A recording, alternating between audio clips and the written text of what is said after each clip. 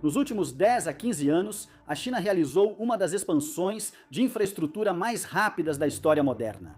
E não foi apenas em um setor, mas em praticamente todos eles. Entre 2011 e 2013, a China usou mais cimento do que os Estados Unidos durante todo o século XX.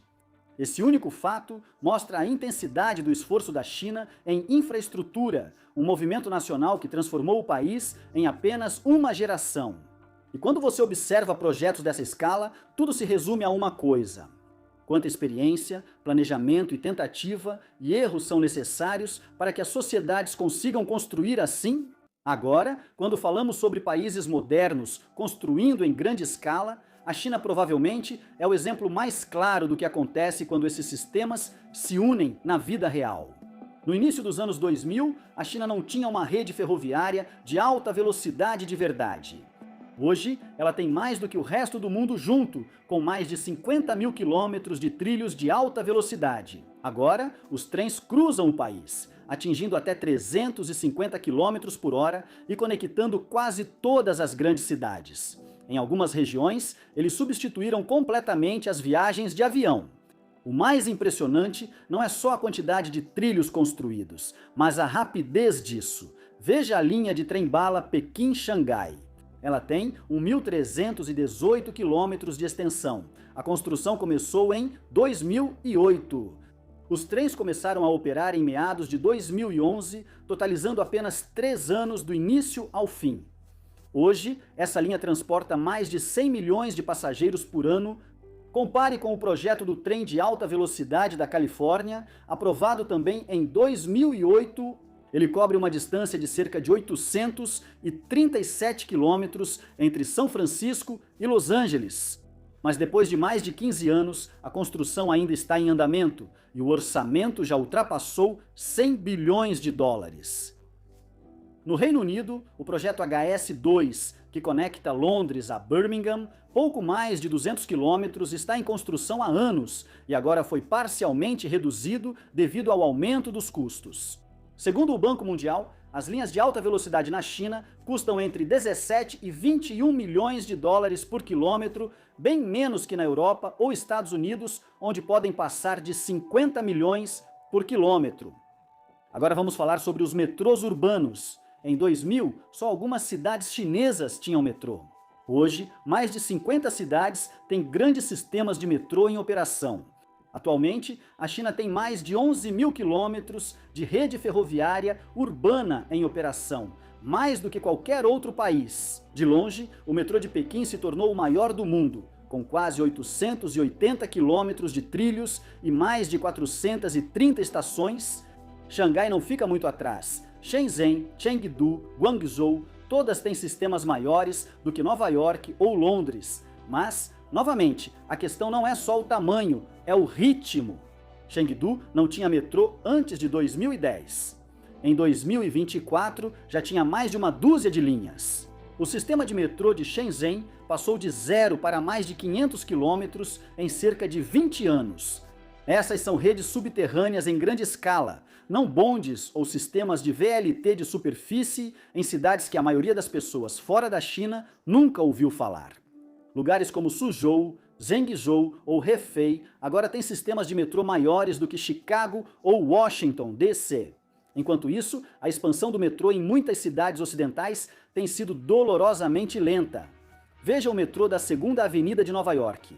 A primeira fase, 3 estações, mal 2 quilômetros de trilhos e uma década de construção.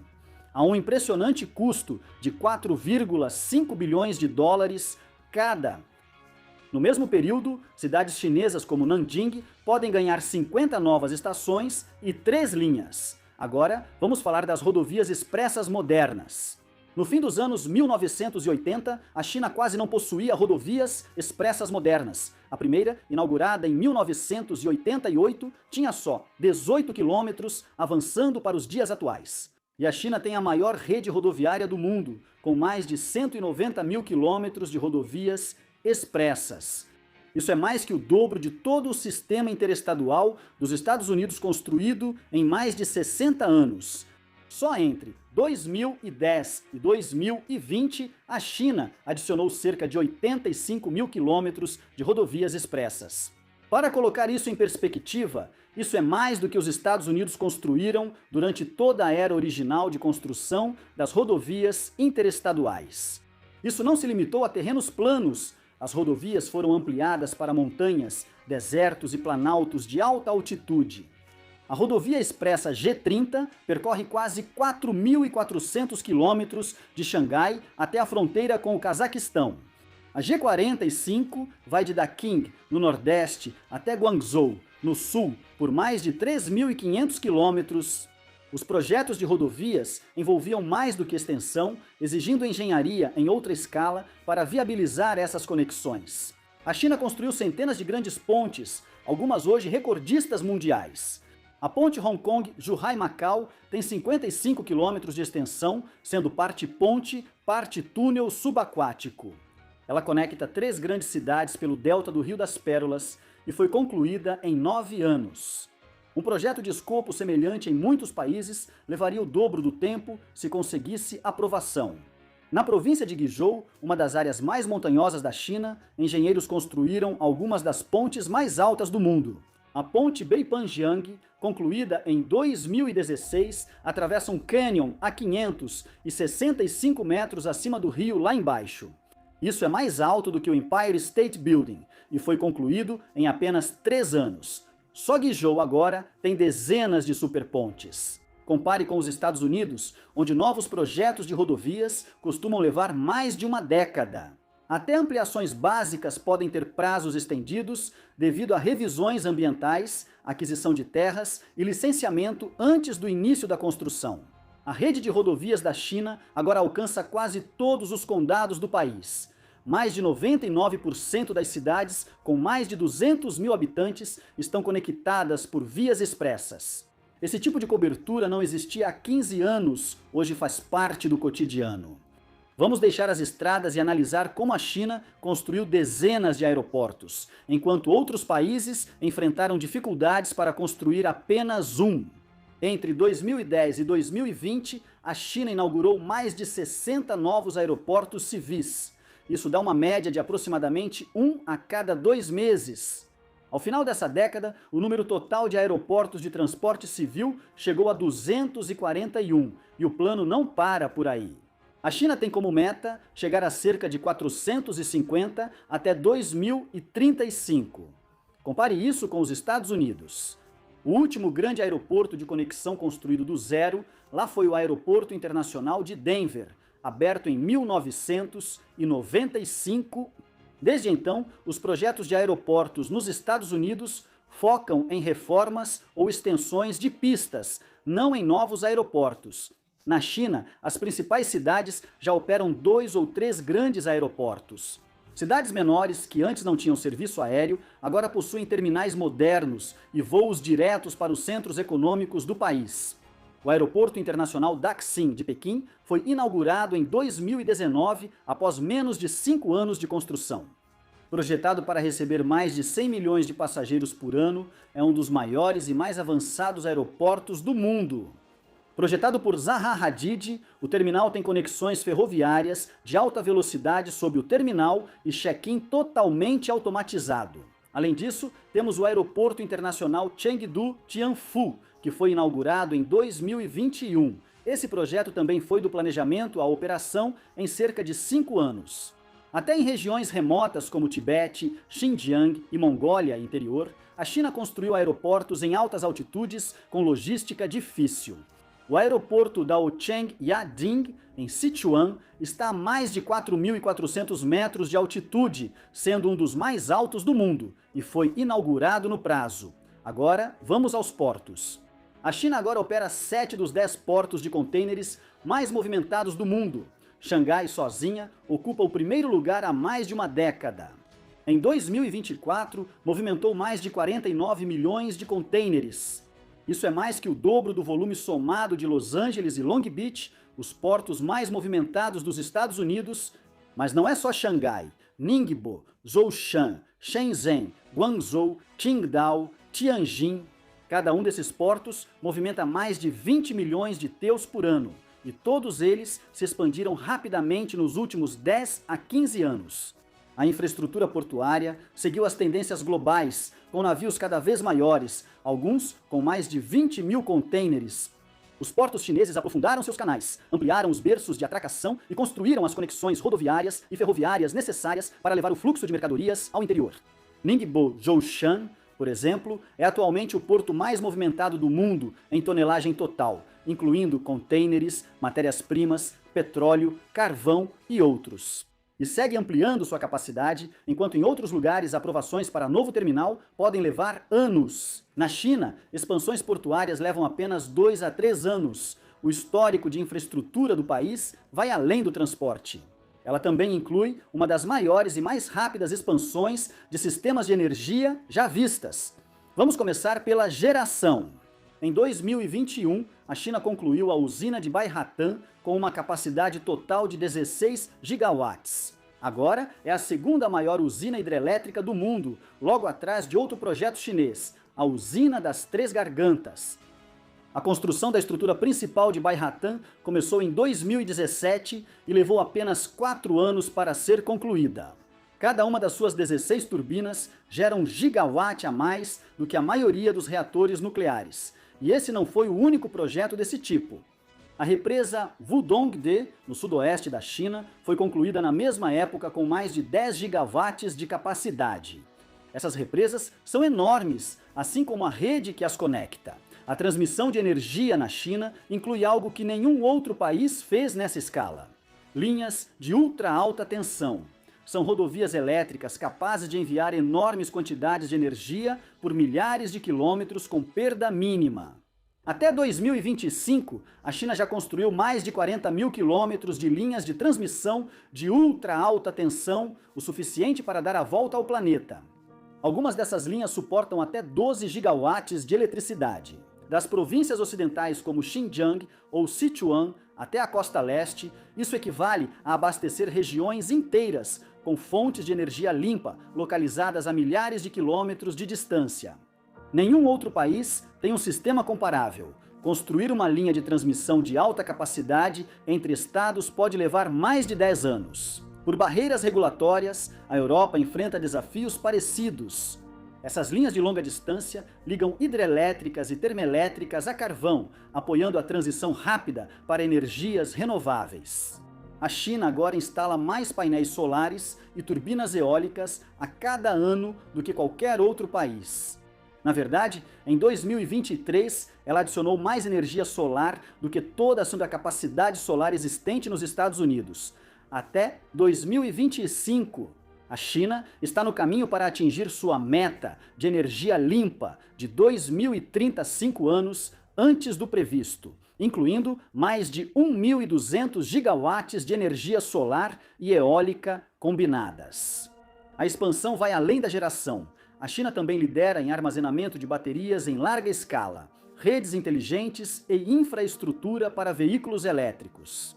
O país já possui a maior rede de carregamento de veículos elétricos do mundo e cerca de 1 em cada 3 carros novos vendidos lá é elétrico. Apesar do rápido crescimento das energias renováveis, a China também manteve a estabilidade do sistema energético. Apesar do aumento da demanda, as quedas de energia diminuíram e o acesso à eletricidade é quase universal.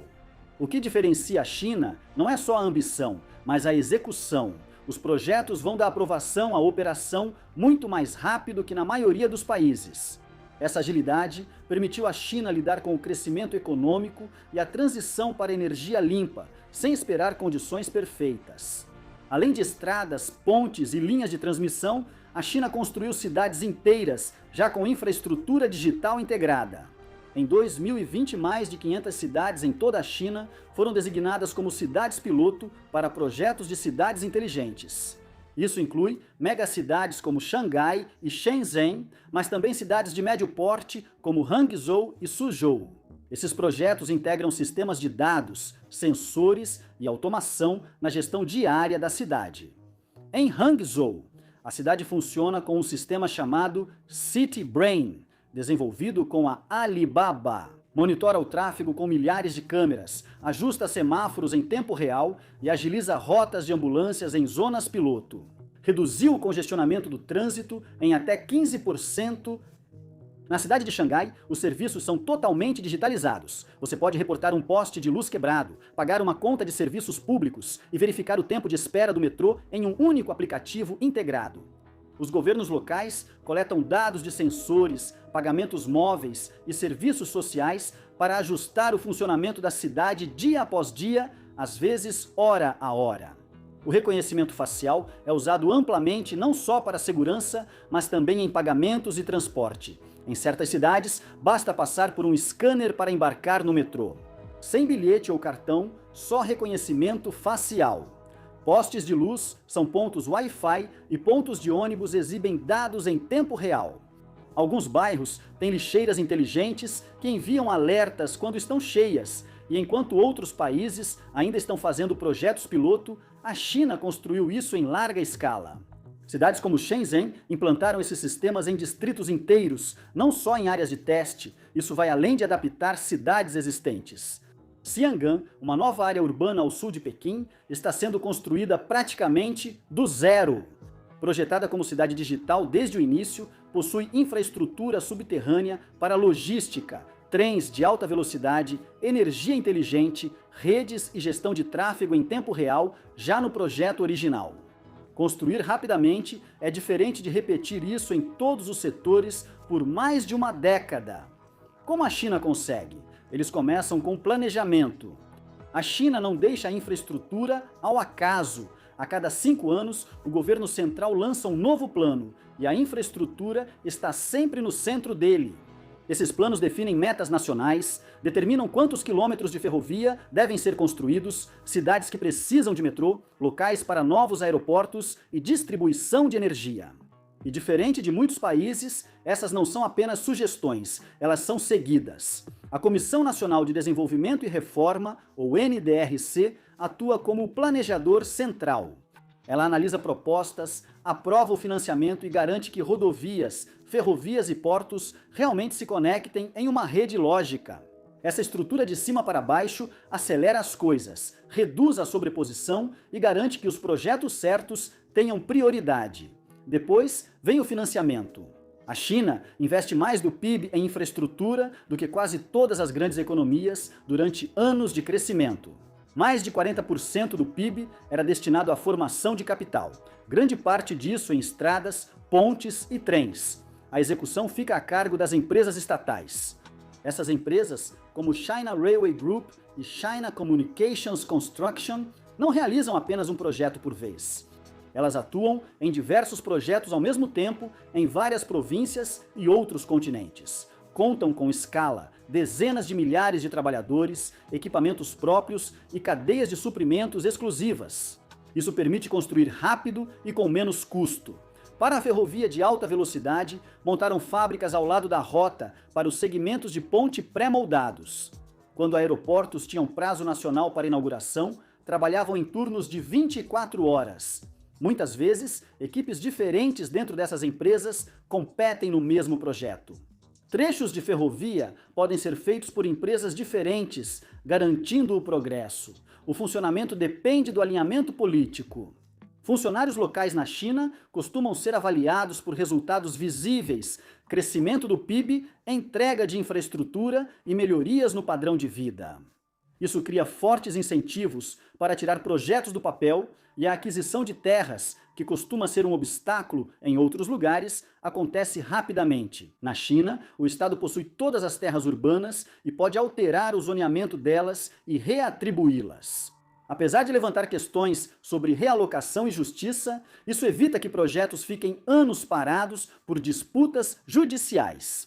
Por fim, a China prefere se adiantar à demanda. A lógica é simples, é melhor ter um aeroporto pronto antes do crescimento da cidade do que agir quando já está superlotada. Isso pode gerar infraestrutura subutilizada temporariamente, mas o governo vê isso como planejamento de longo prazo.